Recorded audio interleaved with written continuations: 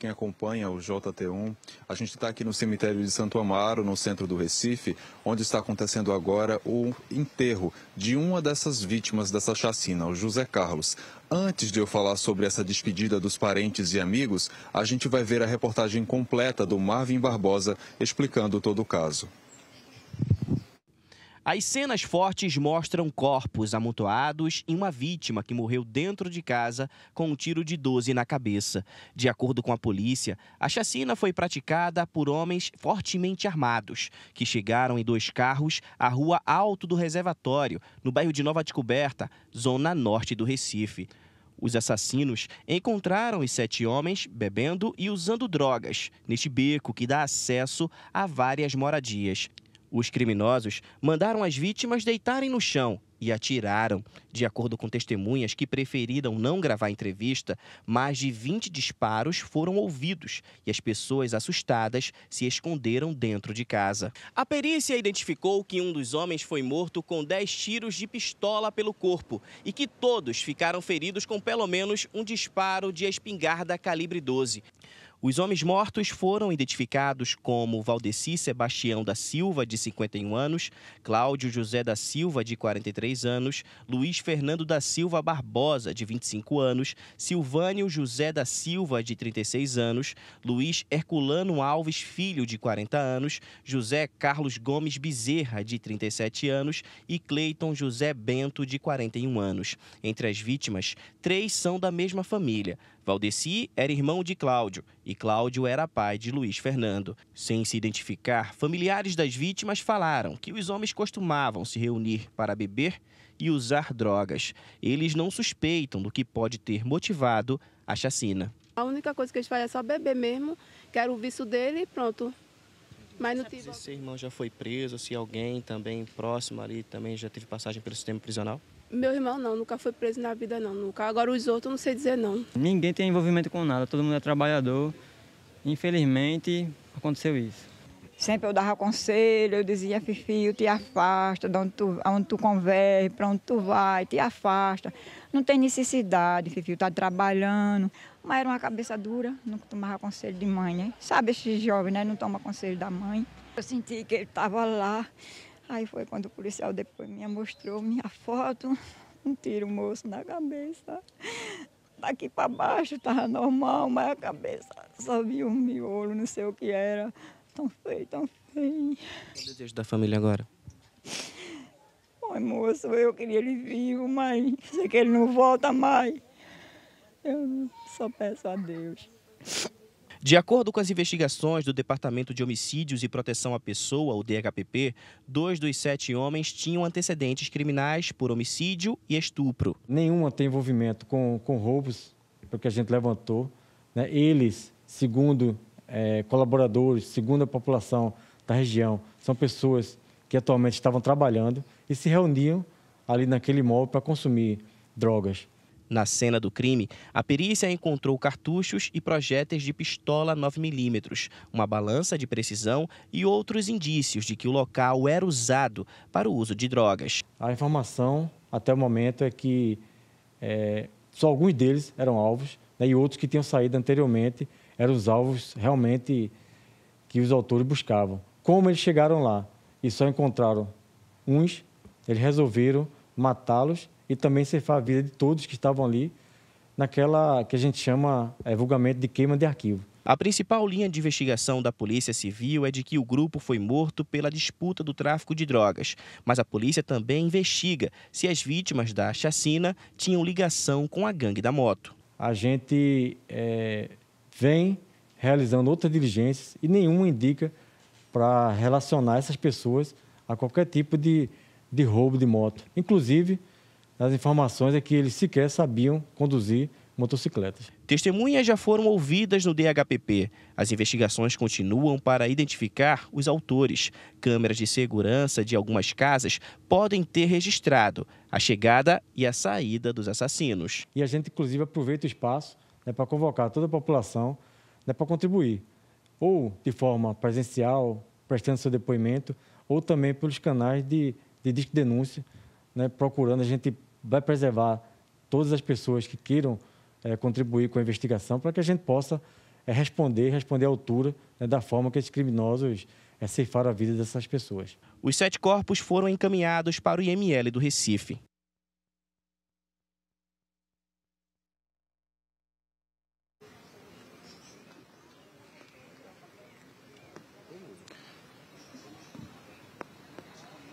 Pois é, Arthur, eu volto a falar aqui ao vivo do cemitério de Santo Amaro para dizer para vocês o seguinte: uma das vítimas, o José Carlos, o corpo dele foi enterrado agora há pouco aqui no cemitério de Santo Amaro. Os parentes já deixaram o local, são outras pessoas que estão aqui agora, de fato, já com outro enterro. A gente vai até sair daqui justamente para respeitar esse momento, porque não tem nada a ver com essa família que está aqui agora. A família de José Carlos já saiu daqui, deixou esse local. Não tinha ninguém, mas aí na hora do vivo chegaram essas pessoas para sepultar um outro parente, gente. Só para informar para vocês que eu conversei com uma parente do José Carlos justamente para tentar entender se ele já vinha sendo ameaçado de alguma forma. Ela falou que não, que ele não tinha sido ameaçado, inclusive que o José Carlos ele também não tinha nenhuma passagem pela polícia, costumava sair com esse grupo de amigos para jogar sinuca até, mas que ela disse que não sabe de nada da conduta dele que possa ter levado à polícia, nada nesse sentido. E aí ficou, de fato, essa questão de entender o que aconteceu, né? Ainda é um mistério, a Polícia Civil está investigando para descobrir o que pode ter acontecido. A motivação e também a autoria, né, desse crime ainda é desconhecida, mas pela característica, né, aparenta ter sido uma execução de fato, porque esses homens chegaram justamente para atirar e, infelizmente, essas pessoas morreram. Claro que a gente vai aguardar esse resultado das investigações da Polícia Civil para poder entender melhor o que de fato aconteceu e, claro, que essas pessoas que cometeram esse crime sejam identificadas, né, para que a gente possa, para que a família, né, dessas vítimas possa ter um alívio de fato.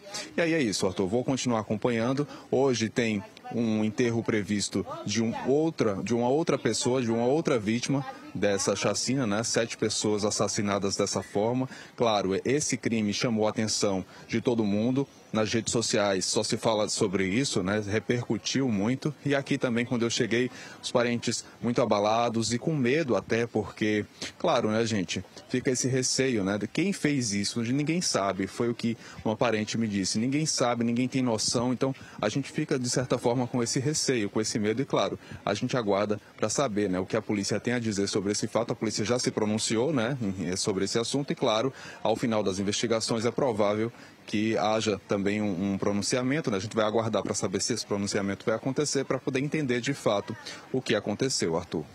Ô Carlos, a gente sabe que num momento como esse, no enterro, ainda mais nas circunstâncias que aconteceram o crime, fica difícil do familiar querer mostrar o rosto, fica difícil do familiar querer conversar, né, com a imprensa. Mas o que a gente sabe, que através das investigações, a principal linha, claro, seria o tráfico de drogas, dívidas do tráfico de drogas, ou então até gangues rivais disputando pelo ponto. E lá no local onde aconteceu, por tudo que foi dito já, inclusive na reportagem, era uma boca de fumo. As pessoas se reuniam ali para usar drogas, né, cheirar pó, como a própria mãe de um deles falou, cheirar pó, fumar maconha e beber. Estavam na farra. E aí os assassinos chegaram. Então fica difícil do familiar querer falar realmente com você. Mas só que, pelo que as pessoas estavam falando ali, o clima de estar conformado porque aquelas pessoas estavam nesse mundo de drogas. Tem gente que fala, não, ele não era envolvido com nada, mas tinha droga lá. Não é? Tinha o pó virado, estava lá, tinha maconha, balança de precisão. Então todo mundo ali... Não posso dizer que todos eram usuários, mas tinha muita gente usando droga ali, né? Mas as pessoas, é um clima de conformidade por saber que estava nesse mundo mesmo das drogas, ou o pessoal está indignado, querendo que a polícia vá atrás, que encontre quem fez isso? Quero saber como é que está o clima dos familiares que foram enterrar este rapaz aí. Arthur, o clima é de muita tristeza, na verdade. O que eles conseguem verbalizar nesse momento é tristeza, é choro, né, e um cenário de muita tristeza. O que uma parente do José Carlos me falou foi o seguinte, que ele era balconista, trabalhava, que era um homem trabalhador, Inclusive, ela também me disse que conhecia os outros colegas, disse que eles também tinham emprego, que trabalhavam, e também falou que ele trabalhava como balconista e tinha 4 filhos, inclusive deixou, né, esses 4 filhos aí, era separado da esposa, mas que deixou esses 4 filhos. A gente vai ouvir agora o que disse essa parente, Arthur. Porque eu conheço tanto meu filho como os outros, que era tudo meu vizinho. Desde 81 que eu moro lá no reservatório. E esses meninos nunca pegaram no pé dos outros. Tudo bem. Eles usavam, de vez em quando, usavam assim, maconha. Meu menino tinha deixado, tinha deixado. Os outros sempre usavam. Parava, aí depois usava. Mas nunca pegaram no pé dos outros. E na rede social, o que está ocorrendo aí, que eles eram desmancho de moto. É o que está ocorrendo. Isso não aconteceu. Agora quem matou, ninguém não sabe. Eu sei que foi muito tiro. Muito tiro. E meu menino foi o pior, né? Porque o rosto não dá para ver nada. Zé Carlos era um cara sem palavras, né? Ele era trabalhador, guerreiro. E um filho, né? Deixou 2 filhos, se não me engano foi 3. Eu não tenho nada de falar dele, não. Era um cara errado, era trabalhador. E de vez em quando a gente tomava uma cervejinha junto e ele, né? Mas infelizmente aconteceu isso aí, né? Em permissão de Deus, Deus preferiu levar ele, né?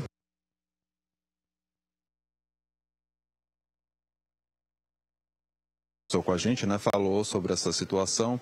E claro, Arthur, a gente vai continuar aqui acompanhando esse fato para poder trazer as novidades ao longo da programação. Eu volto com você no estúdio.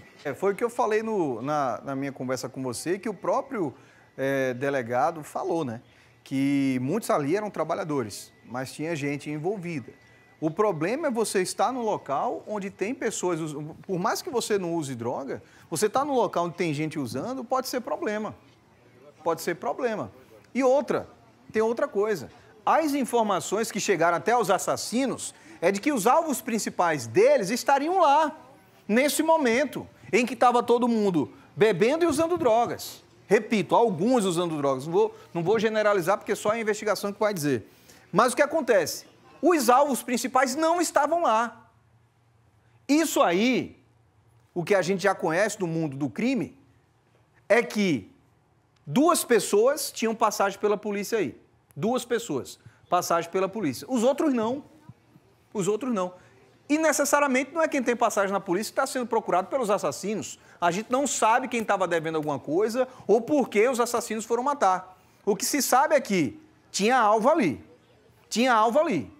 Não tinha os principais, mas tinha alvo deles também. Só que os outros estavam juntos. E por eles estarem juntos, foram mortos por queima de arquivo. Não tem outra dúvida. Nem todo mundo ali era alvo dos assassinos, mas estavam juntos com os alvos. Esse é o problema. Se você está no meio de pessoas que estão devendo, que tem problema, você pode ser assassinado também por conta disso. Se você está junto, a qualquer momento isso pode acontecer. Por isso que a mãe falou, ele nunca me ouvia. Eu dizia, saia dessa vida, pare de usar drogas. O outro era balconista, trabalhador, deixou 4 filhos, mas usava drogas? Não sei. Segundo a mãe, disse que usava de vez em quando, mas estava para parar, né? Mas estava ali.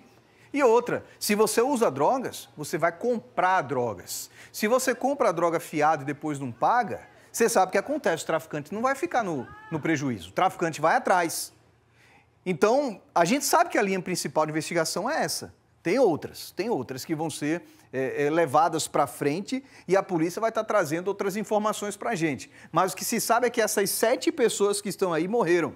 Algumas eram alvos dos assassinos, outras simplesmente estavam no lugar errado, na hora errada e perderam a vida, né? 3 ali de uma mesma família. 3 de uma mesma família. Infelizmente fica a dor para a família que vem dar entrevista para a gente depois falando exatamente isso.